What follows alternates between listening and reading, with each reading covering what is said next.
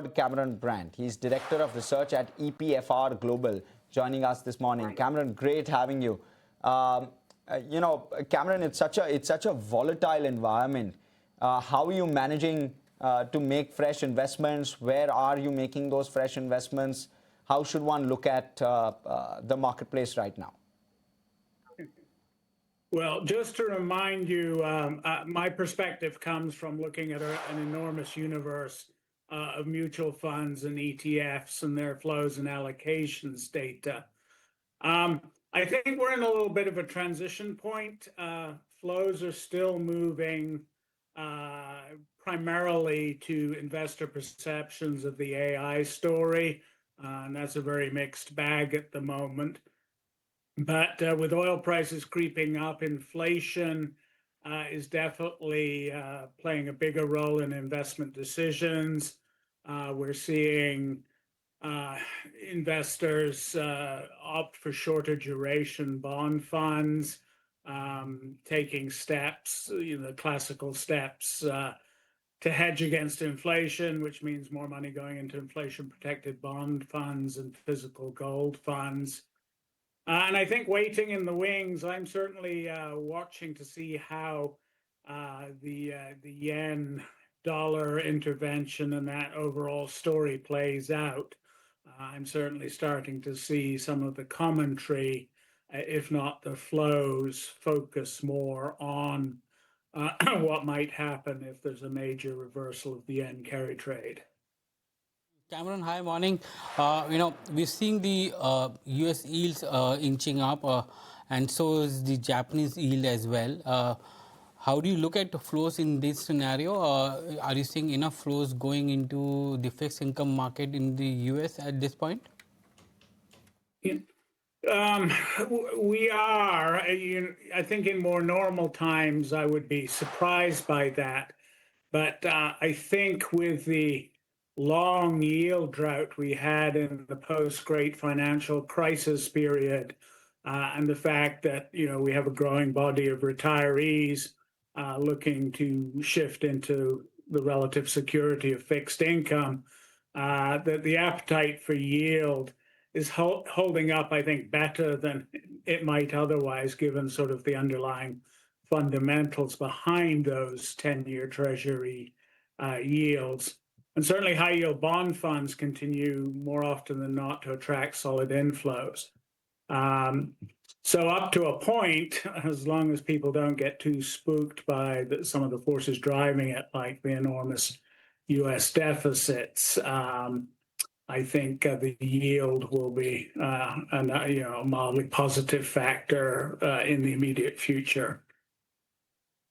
Cameron, and what about flows into emerging markets and countries like India? Are you seeing a lot of mutual funds and ETFs, passive flows coming into these countries, given the fact you have concentration risk, which is now coming into Korea and Taiwan? Recently, we've seen them adding to that concentration risk. Dedicated Taiwan and Korea equity funds were the big winners during our latest reporting period.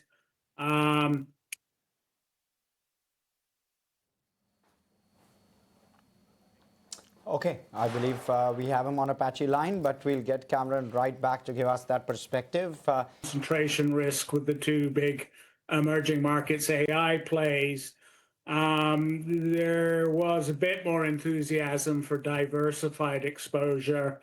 The GEM, Global Emerging Markets funds enjoyed some solid inflows.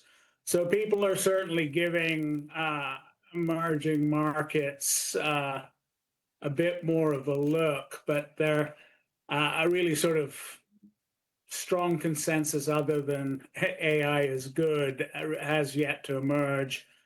India, because of the focus on AI, continues to struggle to attract fresh money because its IT story is seen more in the software and services side of the equation. And that is obviously going to be challenged by some of the AI that is being developed. And what do you make, Cameron, of the US 10-year bond yield hitting 4.7? In fact, bonds across the curve have gone up by 4 to 5 bips overnight. And this move is significant. I mean, earlier the floor was 4.4, moved to 4.6. Now we got 4.7. I wonder how you're looking at this and the impact of that on flows. I'm not surprised. If anything, I'm slightly surprised that it's as low as it is, given the U.S. fiscal profile. I also think it's beginning to reflect an unease that certainly the Fed might be getting behind the curve. We're only 3 years away from the inflation is transitory period. And there's definitely, starting to pick up an undercurrent of concern that, the Fed might be forced into a position where it had to tighten more aggressively. So I'm not surprised by the yields. Wouldn't be surprised if they got a little bit higher. And I do think that, if the inflation trends stay where they've been, and the Fed didn't tighten when it meets, it'll be in September, you might really see a bump in those yields. How are you looking at India, Cameron? I know that you've been bullish India, but the AI trade clearly hasn't played out. How are you looking at the AI trade and therefore India?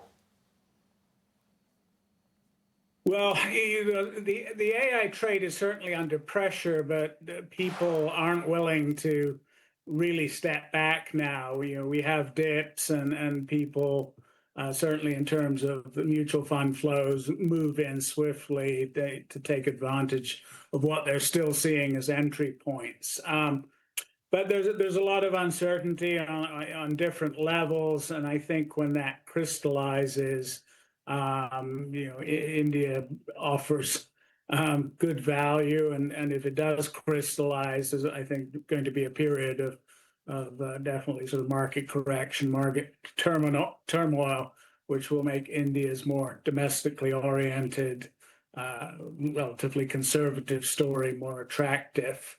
Obviously, oil prices are going to continue to have a say in that, given India's dependence on imports. But every time the AI story does begin to take a hit, I notice that flows to dedicated India funds pick up, certainly in terms of foreign interest. And domestic support has remained very strong, certainly this year.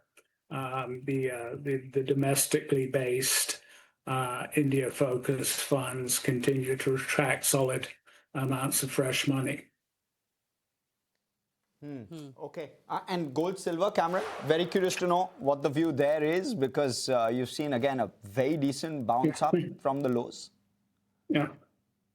Well, you actually put it better than I think I can. There's been a stealth rise, and it's starting to be mirrored in flows to the dedicated physical gold funds that we track. Again, with the inflation narrative, I think getting more of a grip, especially after the Fed did stay on hold last week. My expectation would be that, it's going to certainly settle at these levels, and I think perhaps move a bit higher. And central bank buying of gold, silver, do you believe that will restart, just given the fact that we've seen a decent correction now? Well, central bank buying obviously marches to the beat of a slightly different drum. There's some central banks that will be looking to rebuild positions. Turkey's comes to mind. But though that was certainly a pretty important factor last year and coming into this year, I think it will be, broader market forces tied to concerns about the directions of inflation that will really dictate where the price settles at, certainly for the remainder of this year. Right, Cameron, always a pleasure having you here, someone who understands and decodes flows like no one else. Thank you so much for coming in and speaking to us. Not at all. Take care. Thank you.